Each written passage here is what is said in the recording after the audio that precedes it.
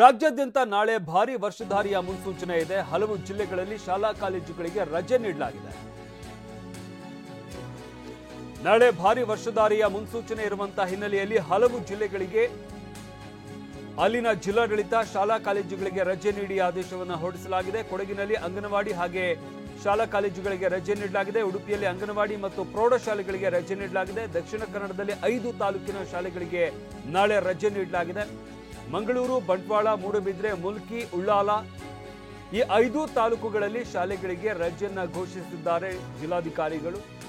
ಚಿಕ್ಕಮಗಳೂರು ಜಿಲ್ಲೆಯಲ್ಲೂ ಕೂಡ ಪ್ರೌಢಶಾಲೆಗಳಿಗೆ ರಜೆ ನೀಡಲಾಗಿದೆ.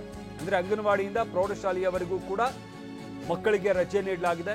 ಚಿಕ್ಕಮಗಳೂರು, ಕಳಸ, ಮೂಡಿಗೆರೆ, ಶೃಂಗೇರಿ, ಎನ್ಆರ್ಪುರ, ಕೊಪ್ಪ ತಾಲೂಕಿನಲ್ಲಿ ಶಾಲೆಗಳಿಗೆ ನಾಳೆ ರಜೆ ನೀಡಿ ಆದೇಶವನ್ನ ಹೊರಡಿಸಲಾಗಿದೆ.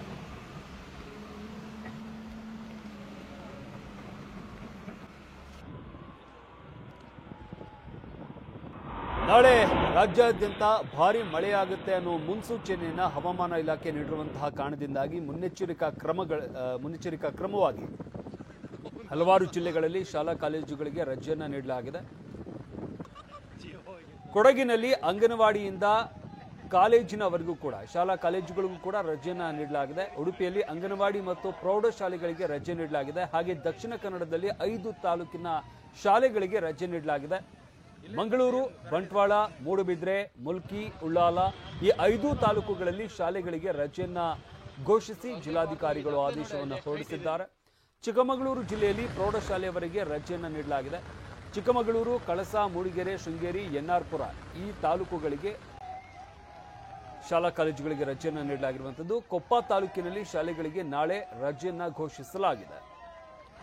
ಸಾಕಷ್ಟು ಅವಾಂತರಗಳು ನಿನ್ನೆ ಸುರಿದಂತ ಮಳೆಯಿಂದಲೇ ಸಾಕಷ್ಟು ಅವಾಂತರ ಆಗಿದ್ದಂಥದ್ದನ್ನು ನಾವು ಗಮನಿಸಿದ್ವಿ. ಮಂಗಳೂರಿನ ದೃಶ್ಯಾವಳಿಗಳನ್ನು ನಾವು ನೋಡ್ತಾ ಇದ್ದೀವಿ. ಯಾವ ರೀತಿಯಾಗಿ ನಗರ ಭಾಗದಲ್ಲೇ ರಸ್ತೆಗಳು ಜಲಾವೃತವಾಗಿದ್ದಾವೆ ಅಂತ. ಅದೇ ರೀತಿಯಾಗಿ ಚಿಕ್ಕಮಗಳೂರು, ಕಾರವಾರದಲ್ಲೂ ಕೂಡ ಮಳೆಯಿಂದ ಸಾಕಷ್ಟು ಅವಾಂತರ ಸೃಷ್ಟಿಯಾಗಿತ್ತು. ನಾಳೆನೂ ಕೂಡ ಭಾರಿ ಮಳೆಯಾಗುವಂತಹ ಮುನ್ಸೂಚನೆ ಇರುವಂತಹ ಹಿನ್ನೆಲೆಯಲ್ಲಿ ಶಾಲಾ ಕಾಲೇಜುಗಳಿಗೆ ರಜೆಯನ್ನ ನೀಡಿ ಆದೇಶವನ್ನ ಹೊರಡಿಸಲಾಗಿದೆ.